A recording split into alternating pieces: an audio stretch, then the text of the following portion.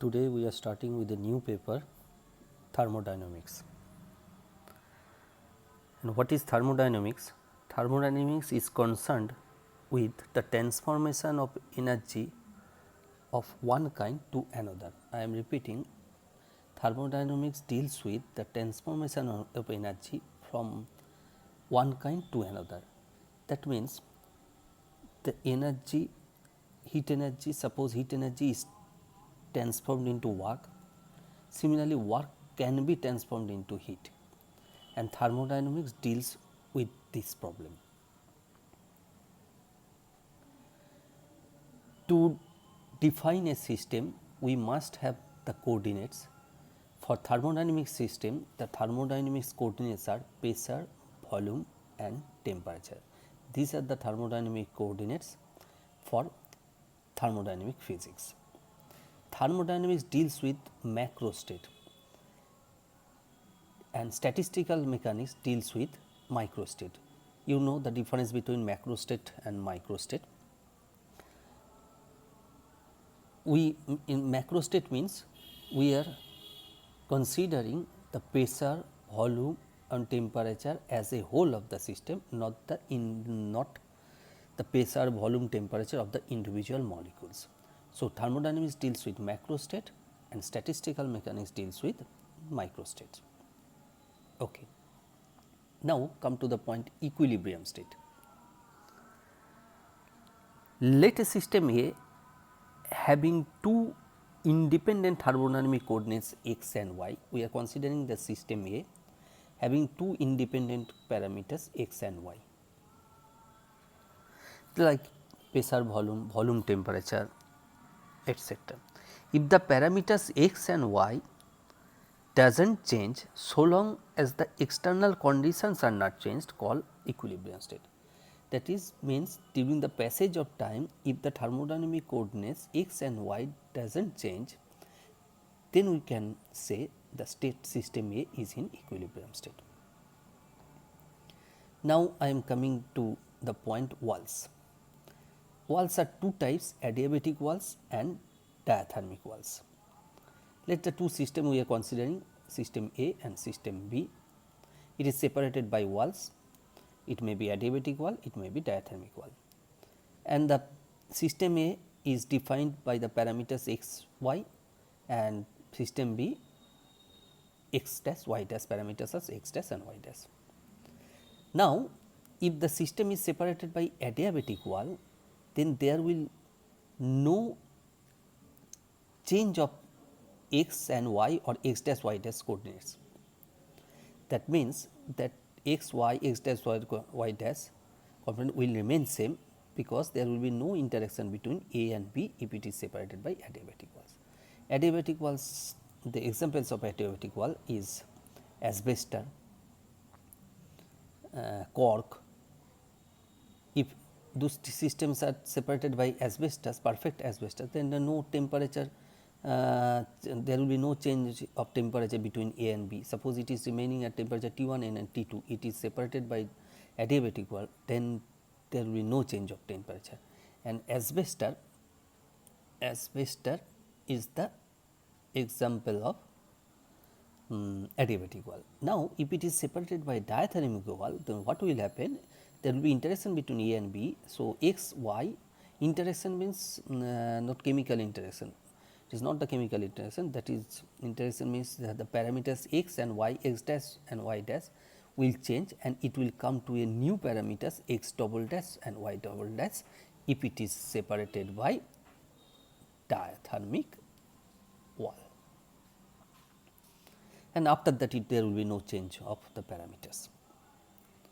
So, if we follow the schematic diagram, suppose three systems are there, A, B, C. A and C is separated by diathermic wall, B and C is separated by diathermic wall, and A and B is separated by adiabatic wall. This is adiabatic wall. Now, what will happen? There will be exchange between A and C and B and C. So, A and C will come to the equilibrium and B and C will also come to equilibrium state. Now, if the diathermic wall is replaced by the adiabatic wall, then there will be no change between A and B parameters, that means A and B already in equilibrium. Apparently it may appear it will happen every time, that means A and C equilibrium, B and C in equilibrium. So, A and B must be in equilibrium, but it will not happen every time. Suppose I am giving the instance A and B is A and C is, there is between A and C, suppose there is an attraction, between B and C, suppose there is an attraction, between A and B there may be a repulsion. That means, if it is north pole and south pole, if it is north pole and south pole, then north and south there will be attraction, but between these two poles there will be repulsion. So, it will not happen every time. So, thermodynamics, to apply thermodynamics we have to, the system must be in thermodynamic equilibrium. And what is thermodynamic equilibrium? Thermodynamic equilibrium means it will be mechanical equilibrium, it will be chemical equilibrium, it will be thermal equilibrium. What is mechanical equilibrium? Mechanical equilibrium means there will be no unbalanced force between the interior and system and surroundings. Unbalanced force means this unbalanced force means dissipative force. Suppose we are moving a piston within the cylinder,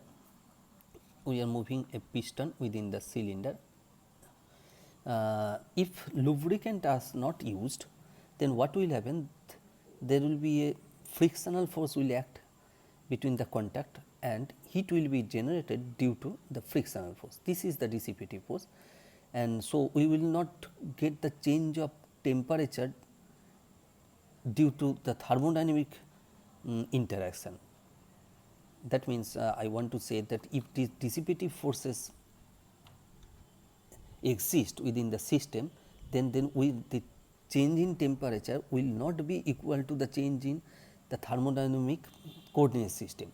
This will interfere, this dissipative force will interfere and it will change the temperature. So, there must be no unbalanced force between the interior and system surroundings. Next is the chemical equilibrium. Chemical equilibrium means no spontaneous change of internal structure. That means, if we do the experiment with oxygen, after doing the experiment the system must contain oxygen, it will not be converted into ozone or whatever, and diffusion will also not happen if the system in chemical equilibrium. Okay. Diffusion means, suppose we are doing the experiment with oxygen and some of volume, suppose 4 cc, and after the experiment it becomes 3 cc due to diffusion, then it will not be in chemical equilibrium. Next stage is thermal equilibrium. No change of thermodynamic coordinates if the system is separated by diathermic wall. Suppose the system is separated by diathermic wall, then there will be no change of thermodynamic coordinates, then the system must be in thermodynamic equilibrium, thermal equilibrium. So, for a thermodynamic system, mechanical equilibrium, chemical equilibrium, thermal equilibrium simultaneously satisfied. If it is satisfied, then we can apply the thermodynamics on the system. And from this discussion, we construct the zeroth law of thermodynamics. The statement is, two systems in thermal equilibrium with a third one are in thermal equilibrium with each other. That means, the previous structure, two systems are in thermal equilibrium with third one, they must be in thermal equilibrium. This is the statement of zeroth law, and the zeroth law basically gives the idea of